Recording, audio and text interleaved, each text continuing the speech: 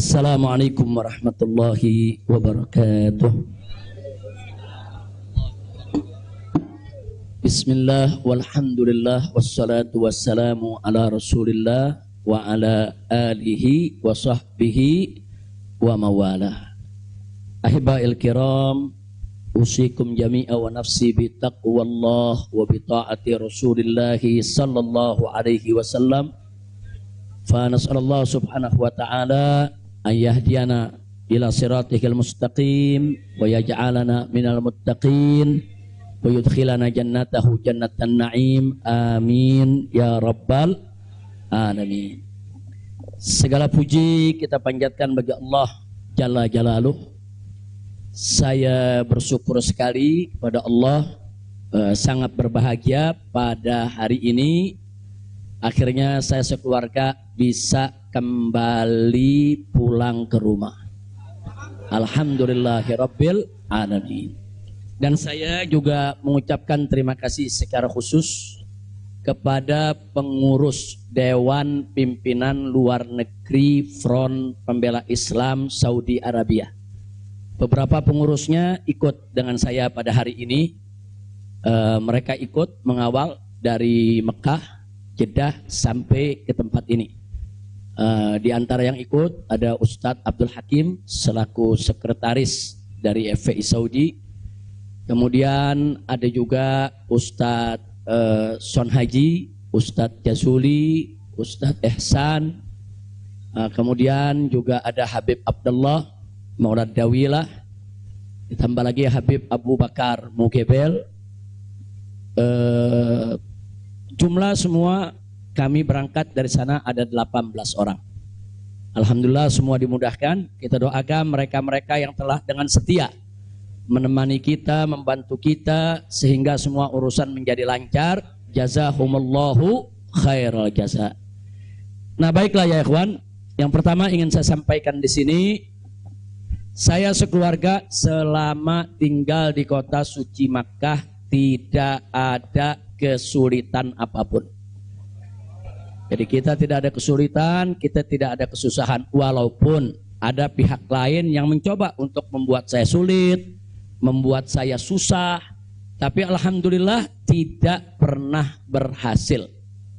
Wa yamkuruna wa yamkurullah wallahu khairul makirin. Jadi kalau saya malu sekali kalau saya harus katakan, oh di Mekah ini susah, kita diasingkan, kita dijauhkan. Enggak. Di Mekah nikmat, baladan aminan mubarakan. Kita mendapatkan kenikmatan di Mekah luar biasa. Di sini saya banyak kawan, sampai di Mekah saya dapat kawan juga tidak kalah banyaknya. Di sini kita punya jamaah, sampai di Mekah juga kita punya jamaah. Di sini kita punya pengajian, sampai di Mekah juga kita buka pengajian. Di sini kita punya gerakan dakwah, ternyata di Mekah juga kita buka gerakan dakwah. Jadi artinya nggak ada yang kurang. Bahkan sekali lagi kita katakan di Mekah ini tentu punya kelebihan yang luar biasa untuk ibadah 100.000 kali lipat ganjarannya. Sebetulnya kalau ingat 100.000 kali lipat kayaknya nggak mau pulang ya. Habib, 100.000 kali lipat begitu sampai Tamburan satu lagi nilainya. Nah, di Petamburan nilainya 1, kalau di Mekah nilainya 100.000. Laulal wajibat dakwiyah, kalau tidak ada kewajiban dakwah di negeri ini saya tidak akan tinggalkan Mekah. Kita cinta Mekah, Mekah luar biasa, satu negeri yang memang penuh keberkahan. Baladan aminan mubarakat.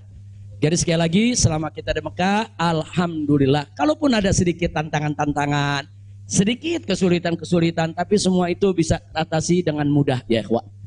Nah baiklah. Kemudian yang perlu saya sampaikan juga ya ikhwan, di tempat ini kenapa muncul aneka ragam isyaat, yaitu isu-isu, gosip, rumor dan lain sebagainya. Katanya saya mau ditangkap lah, mau dideportasi lah, kemudian juga overstay lah dan seterusnya. Jadi yang ingin saya sampaikan di sini, ya saya memang overstay pada awalnya. Jadi sebulan sebelum visa saya habis, saya waktu itu mendapat pencekalan, tidak boleh pulang. Nah, tapi pencekalan tersebut bukan karena melanggar aturan, bukan. Bukan karena melanggar ketentuan keimigrasian, bukan. Jadi kalau ada mengatakan karena ada pelanggaran, ada pidana, bohong. Saudara, itu hoax, bahkan itu fitnah. Jadi saya dicekal li asbabin amniyah. Itu ditulis dalam surat cekalnya. Li asbabin amniyah, karena alasan keamanan. Nah, biasanya kalau alasannya melanggar di situ ditulis mukhalafatun nizam atau at-takhalluf anin nizam. Nah, itu namanya melanggar aturan. Enggak ada. Di dokumen saya tidak ada kalimat at-takhalluf anin nizam atau mukhalafatun qanun. Enggak ada. Yang ada adalah li asbabin amniyah, untuk alasan keamanan. Nah, tentunya saya tidak diam. Saya terus melakukan lobby dengan pemerintah Saudi, dengan otoritas Saudi. Ini asbabun amniyah yang bagaimana maksudnya. Kemudian kenapa saya tidak bisa keluar dan seterusnya. Ini terjadi pembicaraan yang cukup panjang ya ikhwan. Tapi memang mereka sendiri mengaku. Jadi saya ini di sana diperiksa oleh Badan Intelijen Saudi. Saya diperiksa oleh Dewan Keamanan Saudi, saudara. Nah, belakangan saudara, kenapa saya diperiksa? Mereka mendapatkan laporan sampah dari negeri ini ya. Jadi mereka bilang ini zubalah. Nahnu nahsul alal maklumat kadzibah. Kita mendapat informasi yang bohong. Bahkan mereka bilang zubalah. Zubalah itu sampah ya kawan. Informasi sampah tentang Anda. Jadi katanya saya ini buronan, melarikan diri. Ada persoalan hukum yang saya hadapi. Saya ini katanya red notice. Kemudian ada lagi yang mengatakan kalau saya ini saudara orang politik yang selalu bikin keributan di mana-mana, nanti bahaya untuk keamanan Saudi. Nah, ini laporan-laporan semacam ini. Saya tidak mau menuduh siapa yang melapor, si A atau si B atau si C ya kawan. Tapi ini ada. Dan ini bukan laporan dari orang biasa. Kalau laporan dari orang biasa, saudara nggak bakal dihiraukan oleh pemerintah Saudi. Ini tingkat negara. Ini bukan tingkat RT, bukan tingkat RW, ini tingkat negara. Negara Saudi mendapatkan laporan. Berarti yang memberikan laporan ini, saudara, ini tingkat tinggi juga. Nah, tapi ala kulli hal semua kita buktikan. Mereka bilang, apa betul? Anda ini punya kasus hukum. Ada 2 kasus hukum, satu di Jakarta, satu di Bandung. Saya katakan kepada mereka, saya tidak punya kasus hukum. Mana buktinya? Saya punya SP3. SP3-nya saya terjemahkan ke dalam bahasa Arab. Kayaknya dalam sejarah nggak pernah ada SP3 diterjemahkan ke dalam bahasa Arab. Sebab kalau saya serahkan SP3, ya tentu kan polisi di sana nggak paham, intelijen di sana nggak paham apa isinya, apa maksudnya. Kita terjemahkan dalam bahasa Arab. Kita buat dokumen resmi, terjemah resmi. Jadi saya katakan tuduhan apa yang Anda dapat dari pemerintah Indonesia? Oh, Anda ini melarikan diri dari Jakarta karena ada kasus hukum. Saya tunjukkan, ini SP3. Silakan Anda baca. Begitu mereka baca, mereka kaget. Oh, ini kan hukum sudah selesai. Kenapa kok masih dilaporkan Anda tetap bersalah? Jadi pemerintah Saudi sendiri yang menilai ya. Nah, kemudian yang kedua, waktu kasus Bandung, saya bilang juga udah nggak ada perkara. Punya SP3, saya terjemahin lagi SP3-nya. Saudara. Nah, terakhir mereka bilang katanya Anda ini dikejar-kejar badan intelijen dari negara Anda. Saya bilang enggak, saya nggak punya persoalan dengan badan intelijen. Oh, tapi ini ada laporannya. Anda bisa buktikan kalau Anda tidak punya permasalahan dengan badan intelijen Indonesia? Punya. Loh, apa buktinya? Saya punya dokumen perjanjian antara saya dengan badan intelijen negara Indonesia. Saya terjemahkan lagi dalam bahasa Arab. Resmi di situ, saudara. Dan dokumen ini kan belum saya buka ke masyarakat ya ikhwan. Saya pikir nggak ada perlunya saya buka ya ikhwan, kecuali kalau darurat saya tunjukkan. Mereka kaget loh. Anda punya perjanjian begini bagus dengan negara, Anda tidak punya masalah. Kok dilaporkan macam-macam? Nah, ini yang jadi persoalan ya ikhwan. Ala kulli hal, singkat cerita, kalau saya cerita terlalu panjang, saudara, akhirnya pemerintah Saudi ini, otoritas yang berwenang di bidang ini, mereka justru akhirnya minta maaf. Mereka bilang nahnu natawarrat, nahnu ghaltan. Kami salah, kami sudah melewati batas wewenang yang kami punya. Kami minta maaf karena memang ini kesalahan dari informasi yang kami terima. Nah, jadi supaya Anda tahu, akhirnya mereka tidak mengganggu kita sama sekali. Nah, bahkan terakhir bukan lagi persoalan bayang safar, jangan kita deportasi. Saya ditawarkan, Habib, Anda mau pulang besok ke Indonesia atau Anda mau tinggal di sini selamanya? Silakan. Maka itu pada malam Ahad, Sabtu malam Ahad, sebelum saya pulang, saya ke Riyadh, saya diundang resmi ke Riyadh. Saya diundang resmi ke Riyadh, saya ketemu petinggi di sana, ya kawan. Mereka tawarkan, mau tinggal di sini, kita berikan igoma, kita berikan izin tinggal, mau seumur hidup pun boleh. Silakan Anda memutuskan. Enggak, saya enggak punya persoalan sama pemerintah Saudi, ya kawan. Jadi bohong kalau ada yang bilang saya punya persoalan. Jadi makanya kalau pejabat tuh jangan sembarang bicara. Kalau mau bicara tuh mesti punya data dong. Masa pejabat bicara nggak pakai data? Kalau nggak pakai data, pedagang kopi di warung-warung, ya kan dagang kopi di warung nggak pakai data. Ada kopinya seduh, pakai gula, selesai kasih. Kira-kira jelas gak? Ini kalau pejabat tingkat negara harus punya data, ya kawan, nggak sembarangan. Tapi baiklah, kita bagian akhir. Jadi begitu mereka sudah tahu itu semua, semula saya mau dibikinkan bayan safar. Bayan safar itu exit permit, saudara. Nah, bayan safar itu ada dua. Ada izin keluar Saudi, saudara, karena orang melakukan pelanggaran. TKI yang melarikan diri dari majikan, atau umpamanya ada tenaga kerja yang melakukan pelanggaran pidana, mencuri, berkelahi, atau membunuh saudara. Nah, mereka ini kalau diusir dari Saudi itu namanya deportasi dengan bayan safar. Tapi ada juga jenis bayan safar lain. Nah, seperti apa? Seperti orang yang mendapat suaka politik, itu kan perlindungan. Atau seperti orang yang dicekal politik, seperti yang saya alami. Itu bukan pidana. Atau seperti mereka yang kehilangan warga negara, seperti orang-orang Rohingya yang tinggal di Mekah. Itu mereka nggak punya warga negara, saudara. Tapi kalau suatu ketika mereka mau pulang ke negerinya, diberikan bayan safar kalau mereka mau pulang. Nah, kalau mereka nggak mau pulang, mereka dijamin silakan tinggal di Saudi Arabia. Nah, jadi ini namanya bayan safar. Tapi ternyata terakhir karena mereka menyadari saya tidak bersalah, ini yang menariknya. Mereka sendiri yang mengatakan, ya Syekh, Anda tidak layak untuk dapat bayan safar. Karena kalau Anda dapat bayan safar, nanti catatan overstay-nya itu nggak hilang. Nah, jadi dalam dokumen keimigrasian kan ada overstay, itu nggak hilang.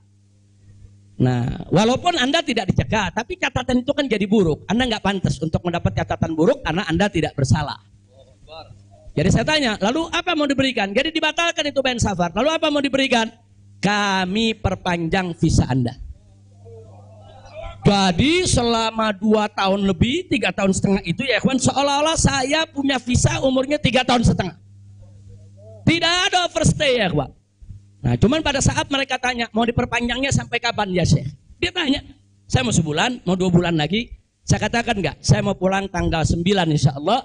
Jadi cukup bayan safar, bukan bayan safar, tamdidnya cukup sampai tanggal 11 ya kawan. Nah, cukup tanggal 11, tanggal 9 insya Allah saya pulang. Nah, jadi ini yang perlu saya sampaikan sekaligus klarifikasi, bohong. Kalau ada mengatakan saya melanggar aturan di sana, saya dicari, saya mau dipenjara, bohong. Nah, dan saya sesalkan kalau kalimat-kalimat semacam itu keluar dari mulut pejabat ya kawan. Kira-kira jelas tidak? Paham semua? Baik. Nah, ternyata upaya mereka menggagalkan saya pulang, saudara, nggak berhenti sampai di situ. Nah, ada yang menarik, saudara. Saya sudah beli tiket, sudah pesan penerbangan tanggal 9. Tiba-tiba dari Indonesia ini ada yang membuat email atas nama saya. Namanya Habib Muhammad Rizik Syihab. Saudara, pakai foto saya. Email ini dikirim ke travel tempat saya memesan tiket. Nah, apa isi pesannya? Bahwa kami tidak jadi berangkat. Mohon dibatalkan, kami punya jadwal.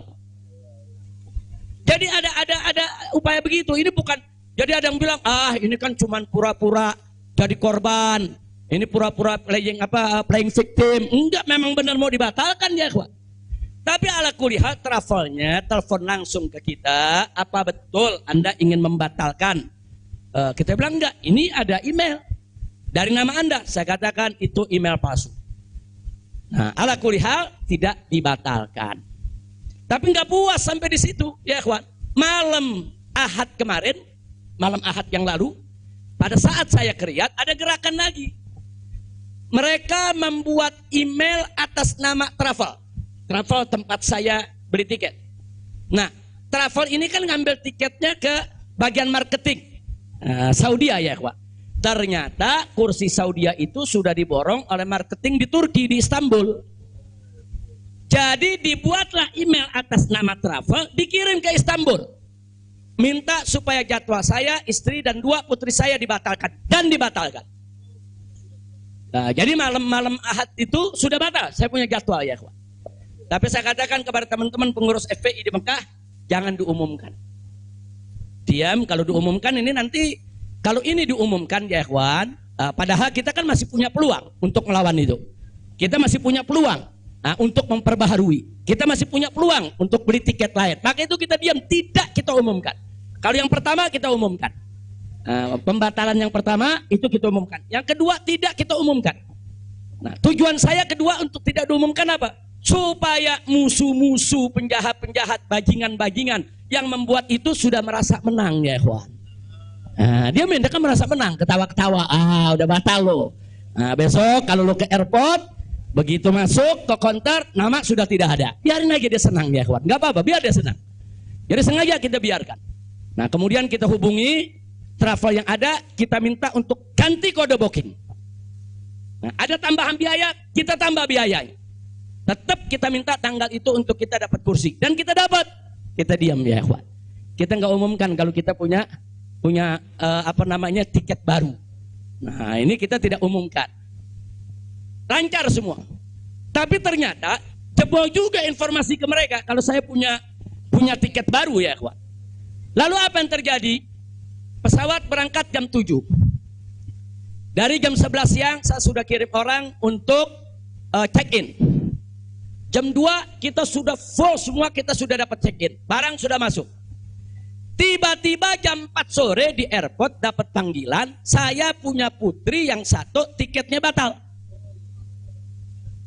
Ini permainan gila-gilaan ini ya kawan. Nah kita tanya, kita konfirmasi ini bagaimana bisa batal ini?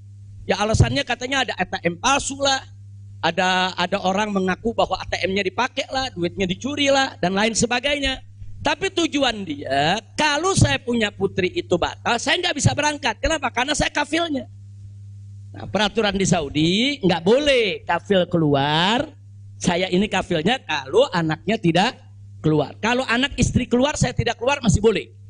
Tapi kalau saya keluar, sementara anak istri tidak keluar, nggak boleh. Itu peraturan di Saudi. Jadi sekarang dia batalkan satu, supaya saya nggak ikut berangkat ya kawan. Nah, jadi ini terjadi. Nah jam 4 sore itu kita berkutat.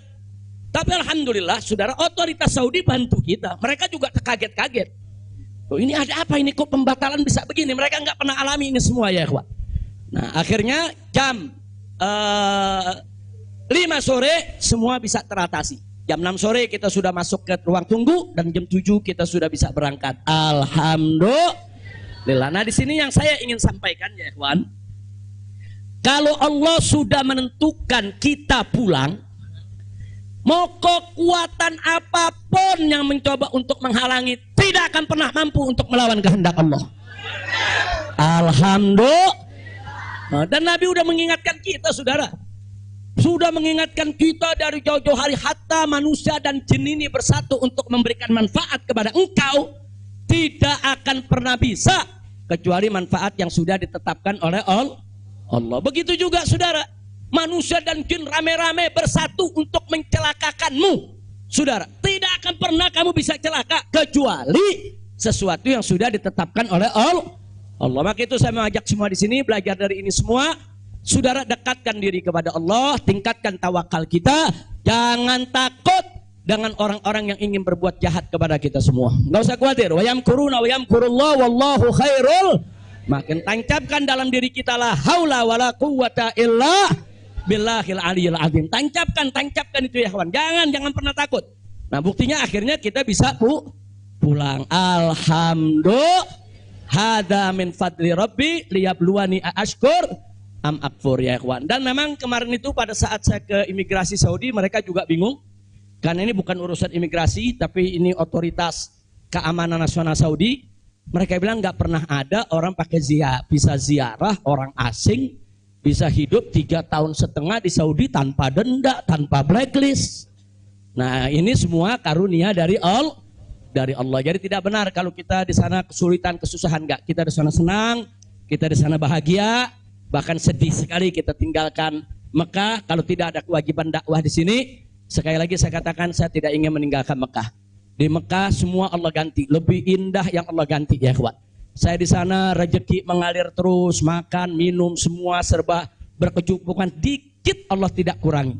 Bahkan apa yang kita dapatkan di sana jauh lebih nikmat, lebih berkah ketimbang sebelum saya ke kota suci Makkah. Jadi sekali lagi, alhamdulillah kalau kita berjuang di jalan Allah, percayalah Allah tidak akan pernah meninggalkan kita. Enggak, Allah enggak bakal tinggalin kita ya kawan. Dimanapun kita berada, Allah enggak bakal tinggalkan kita. Kalau kita berjuang untuk Allah, intan surullah yang surkum. Jika kamu ya ayyuhalladzina amanu, hai orang-orang yang beriman, intan surullah, jika kamu memenangkan Allah, membela Allah, berjuang untuk Allah, yang surkum, niscaya pasti Allah akan memenangkan kamu sekalian. Jadi jangan takut. Allah dengan caranya Allah punya kemauan ya kawan. Allah akan selamatkan kita, Allah akan lindungi kita, Allah akan beri keberkahan kepada kita. Dan selama di Mekah, alhamdulillah, saya juga sudah menyelesaikan yaitu disertasi doktor saya sebanyak 1000 halaman ya kawan, dalam bahasa Arab. Alhamdulillah semua berkah. Dan saya punya putri juga yang tinggal di Mekah, akhirnya punya kesempatan menghafal Al-Quran. Yang akhirnya mereka sudah lebih dari 10 juz hafal Al-Quran. Ini semua yang di sini kita nggak dapat, di Mekah kita dapat. Alhamdulillah, setiap tahun kita bisa melaksanakan ibadah haji, setiap minggu kita bisa melaksanakan ibadah umroh, kita bisa iktikaf di masjid bebas. Saya bisa ke Madinah, ke Jeddah, ke Taif, ziarah kemana-mana tempat, tidak pernah dilarang oleh otoritas Saudi. Jadi sekali lagi saya tandaskan, kalau ada mengatakan di sana saya nih kriminal, melanggar hukum, berurusan dengan hukum Saudi, bohong. Nah begitu sekali lagi lewat forum ini saya ingin sampaikan terima kasih kepada pemerintah Saudi. Saya sampaikan terima kasih kepada pemerintah Saudi dan apresiasi yang tinggi, di mana selama keberadaan saya 3,5 tahun di sana, mereka telah memperlakukan saya secara baik. Kemudian mereka telah memberikan segala kemudahan.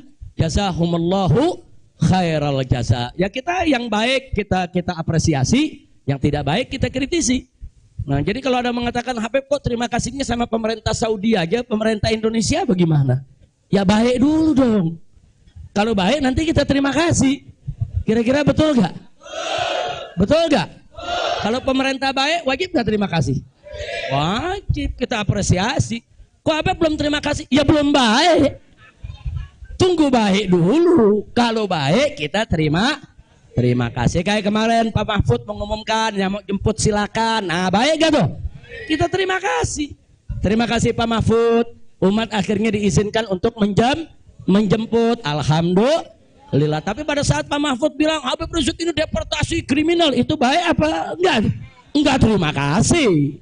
Jadi kita objektif aja. Yang baik kita terima kasih, yang gak baik kita luruskan. Insya Allah. Nah ini yang saya mau sampaikan semua. Jadi tenang-tenang saja, biarkan nanti beri kesempatan saya supaya istirahat dulu.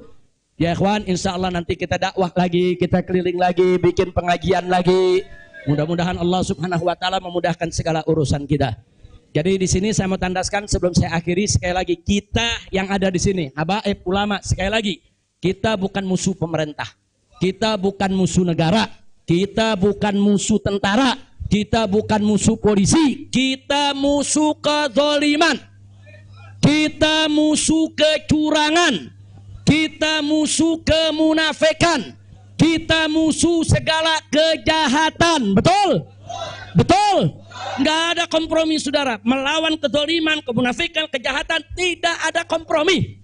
Kalau ada mengatakan Habib Rizik, bisakah ke depan ini kita melakukan rekonsiliasi? Saya katakan sekali lagi, rekonsiliasi hanya bisa berdiri atas dasar niat dan tekad yang baik ya kawan. Tapi kalau rekonsiliasi berdiri atas dasar kecurangan, kezaliman, kejahatan, saudara, tidak mungkin. Tidak ada rekonsiliasi saudara. Tidak ada rekonsiliasi saudara kalau kezaliman dibiarkan. Kira-kira jelas tidak? Takbir. Nah, jadi selama pemerintah baik, kita akan apresiasi, kita akan terima kasih. Tapi kalau mereka membuat aturan-aturan yang merugikan rakyat, yang merusak agama, saudara, yang menghancurkan akhlak, wajib untuk kita lawan. Tidak boleh kita diam, ya ikhwan. Takbir, takbir. Siap revolusi akhlak? Shallu ala nabi. Itu yang saya mau sampaikan. Jadi sekali lagi, jadi jangan nanti dipelintir-pelintir. Kita ini musuh negara lah, musuh pemerintah lah, musuh menteri. Enggak ada. Loh, kita enggak bersaing untuk nyari jabatan kok, ya ikhwan. Enggak, kita enggak nyari jabatan. Kita bukan orang partai, kita bukan pejabat, kita bukan anggota DPR. Enggak, kita hanya menginginkan negara ini baik. Nah, ayo kita hijrah minad dzulumati ilan nur. Kita hijrah minal maksiyah ila ta'ah. Kita hijrah minal khabith ila thayyib. Kita hijrah dong minas sayyiat ilal hasanat. Kita hijrah, ya ikhwan. Nah, yang ada di sini pun juga wajib melakukan revolusi akhlak. Bagaimana revolusi akhlak? Kalau akhlak kita kemarin kurang baik, ayo kita perbaiki ke depan. Kalau akhlak kita kemarin alhamdulillah sudah baik, ayo kita tingkatkan lagi agar akhlak kita lebih baik. Insya Allah. Ini dengar kata revolusi, wah udah kalang kabut lagi, ya. Revolusi. Revolusi itu perubahan drastis. Revolusi itu maknanya perubahan drastis dan mendasar. Nah, jadi kalau perubahan drastis itu kemarin masih tukang bohong, hari ini langsung drastis, dia nggak mau bohong lagi. Nah, itu namanya revolusi. Tapi kalau kemarin tukang bohong, sekarang yang ngebohongnya dikurangin dikit-dikit, itu bukan revolusi. Nah, kalau ngebohongnya dikurangin dikit-dikit bukan revolusi. Itu langsung. Kemarin nggak sholat, saudara, mulai hari ini sholat dan seterusnya, itu namanya revolusi. Nah, kemarin suka ngebohong, nah, tahu-tahu sekarang tidak mau ngebohong lagi, itu revolusi. Kira-kira jelas gak? Jadi revolusi itu perubahan drastis dan mendasar. Jadi jangan pikir revolusi itu pakai senjata, bunuh-bunuhan, potong-potongan. Siapa yang bilang begitu, ya ikhwan? Nah, lalu kenapa dipilih kata revolusi akhlak?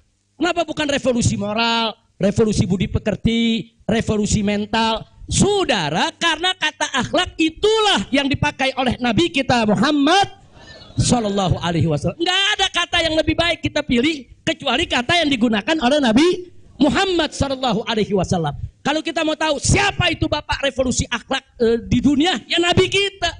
Nabi kita itu pejuang revolusi akhlak. Nabi kita itu pahlawan revolusi akhlak. Nabi kita itu saudara yang meletakkan dasar-dasar revolusi akhlak. Sebagaimana Nabi sabdakan dalam hadisnya, innama bu'itsu liutammima makarimal akhlak. Nah, jadi karena Nabi yang menggunakan kata akhlak, ya kita lebih suka pakai istilah akhlak. Kenapa nggak pakai mental? Karena kata mental dipakai sama Karl Marx. Ya, Karl Marx yang pakai, gembongnya komunis, makanya saya nggak mau pakai, ya kawan. Kecuali kalau Nabi pakai kata mental, ya saya pakai mental. Kalau Nabi pakai kata budi pekerti, saya pakai budi pekerti. Nabi pakai kata apa? Akhlak. Berarti kita perlu pakai kata apa? Siapa suri tauladan kita? Siapa contoh kita? Shallu ala nabi. Allahumma shalli wa sallim alaihi. Kira-kira jelas gak? Paham semua?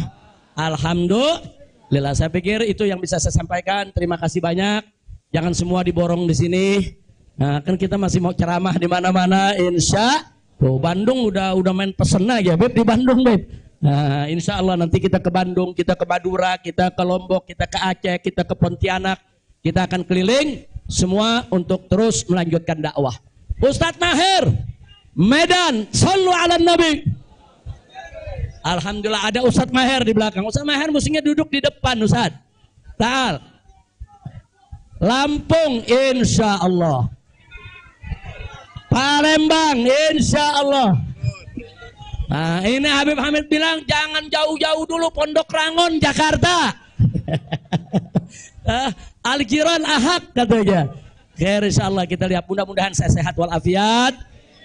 Dan tadi saya minta maaf, ada sempat kecapean kita. Akhirnya saya turun, saya nggak bisa lagi berdiri. Sempat tidur 10 menit itu di bawah, nggak kuat karena dehidrasi. Itu terlalu haus, terlalu capek ya kawan. Tapi alhamdulillah setelah 10-15 menit kita bisa berdiri lagi. Alhamdulillah. Nah, itu saja yang bisa saya sampaikan. Jazakumullah khairan jazak.